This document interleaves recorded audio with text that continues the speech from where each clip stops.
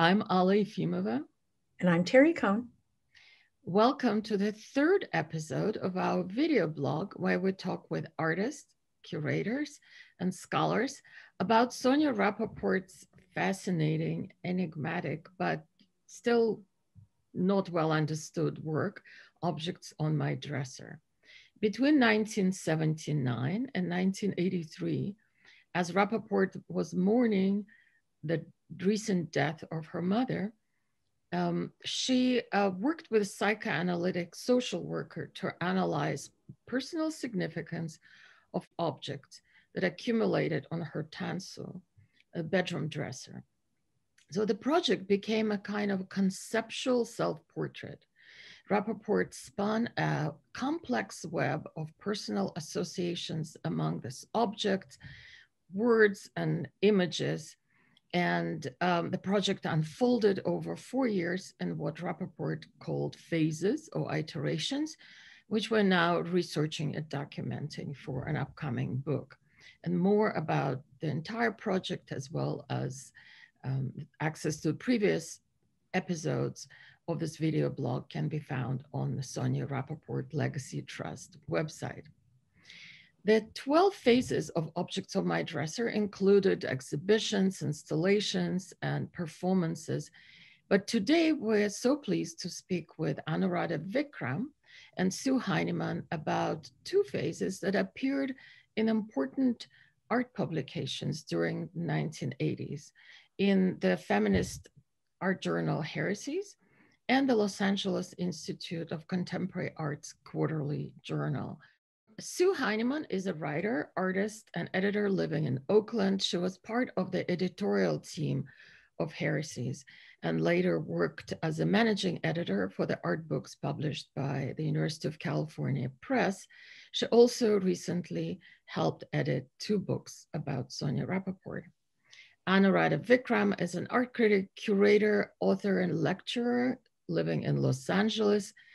She was the artistic director of the 18th Street Art Center in Santa Monica and is currently a faculty at UCLA, University of Southern California, Roski School of Art and Design, and is a regular contributor to Extra.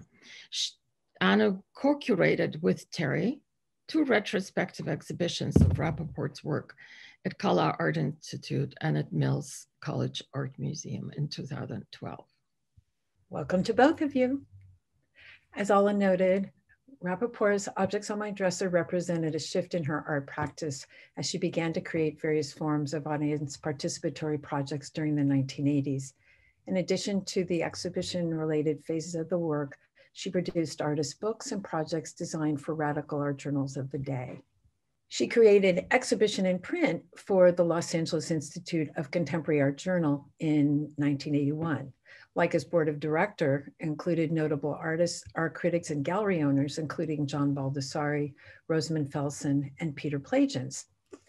Leica's co-founders saw the publication of a journal as pivotal to their mission of supporting experimental art practices, seeing print as an alternative form of distribution that supported or even replaced goals of their exhibition space.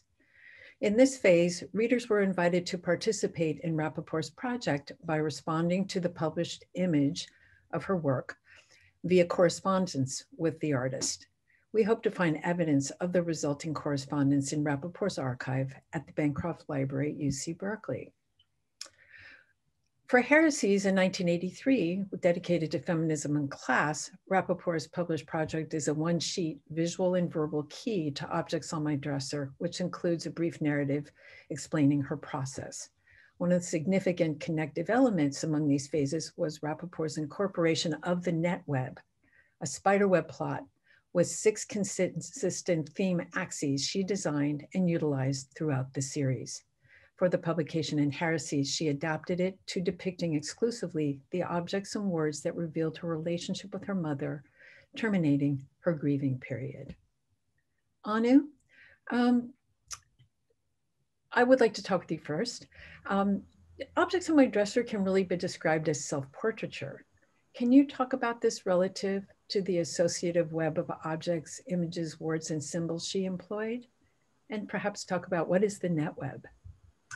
What is the net web? I think I'll start there. Well, I mean, I think that we don't see anymore in 2020 how novel the idea of the internet truly was. And if we think back to 1981, it wasn't really something that the average person really had contact with or knowledge of. And if Sonya was aware of it, it probably had more to do with the fact that she was connected to a research university through her relationships at UC Berkeley and people who were working there that enabled her to understand how we were all connected. I love this piece so much because the web, the spider, this analogy, it's arrived at by so many artists in so many different ways, but the way that Sonya used it in this work, and we did replicate that in our exhibition at Mills College Art Museum with the spider object as well, kind of funny nod to Halloween, the rubber spider. But it always is, it's something that helps me visualize some of the contemporary post-humanist thinking, feminist thinking that I'm working in the cyberspace of thought, that like thinking about people like Donna Haraway and Rosie Braidotti, who have talked about these ideas in the last, say, 10, 15 years in a way that Sonya has been talking about them for now, 40 years. So I do think about that a lot when I look at this image. And also the radical nature of an exhibition in print, the way it frees you from all of the constraints that an exhibition requires. And I think that's something I come back to a lot now, because we're in a phase where we can't really continue to mount exhibitions in the resource intensive way that we've become comfortable doing if we want to be stewards of the earth. So I think, under the quarantine and under the conditions of contemporary life, ideas about the exhibition in print, but also ideas about sort of being connected and isolated at the same time that I just see in this image, the different ways that the pictorial images are joined, but also distinct. Mm-hmm. I feel like it really relates. I just relate to it in so many different ways right now. Thanks, Anu. One of the questions I had you sort of addressed was, could you talk a little more about the work you did directly with Sonya and how you understand her generationally? You wrote about this also in your chapter for Pairing of Polarities. And then we're connected to that. How do you see Rapoport's work or her project as feminist? Great. Well, I think that the relationship of mentorship that I had with Sonya in her lifetime was very feminist. And it was a feminism that was about embracing both those things that are similar and those things that are different about people and making a home for all of that. What I really valued about Sonya too was that she showed me a possibility of bridging some different expectations and potentially women's roles in my life. Because she was able to always very much maintain her own identity as a distinct person with a distinct intellect, with her own practice, with her own interests that might be related to her husband or her daughter later, who became a researcher as well, but were always very much her own. She, like myself, was born on the East Coast, but both of us were born to immigrant parents. So we had that relationship as well of like, what does it mean to bridge the cultures and to bridge the expectations, to have ambitions for yourself as a woman that are as complete as any man's, and also to embrace a caregiving role, not because it's your duty, but because there are great pleasures and values that are associated with it, including cultural memory. So all of that I understand as feminism. Sue, can we talk about heresies and the role of heresies in the feminist art movement during the late 1970s and 80s, when Sonya's work was published in 1983?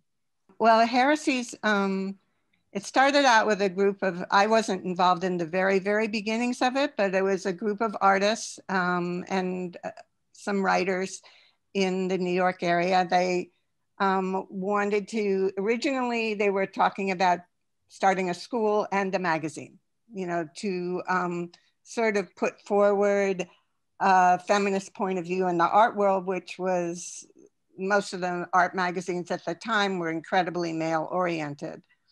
And to give exposure to women from a lot of different backgrounds. So the first issue of the magazine came out in 1977, and that's when I became involved with it. And it was really an incredible, the way it was organized. There was a mother collective, and then each issue had its own collective. So it was sort of expanding the number of women who were involved. And each issue had a particular theme. So women would coalesce around that theme, that were interested in that theme. And then after each issue was published, there was always a public event where people could come and respond. So there would be a kind of value action on the magazine, or people could continue the discussion that got started in the magazine.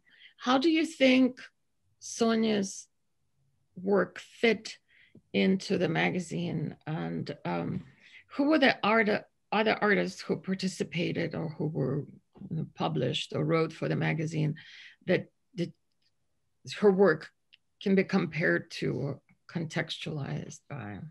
Well, I wasn't really involved with the issue she was in, which was called Mothers, Mags, and Movie Stars. The original idea for that issue was to do something around feminism and class, but then it evolved in the way that some of the issues did, and it became more about culture, I think. And so I think that the fact that, I mean, in the magazine, you don't know that this Objects on My Dresser had to do with her mourning for her mother, but it fits very well into that issue, which has a lot of different perspectives on growing up female, I think, in a particular culture. And looking at that particular issue, I mean, I thought there were some similarities between her work and Sabra Moore's, which looks at her growing up in a working class thing and talks about images that she stored in her Bible. And then there's also Faith Ringgold's quilt, which looks at stories that were told. So there are different ways from very different perspectives of dealing with images and objects in your life. Well, thank you, Anna and Sue, for your time and insights. And we wish you health and peace in this difficult times, and take good care. Thank you so much. Thank you for having us.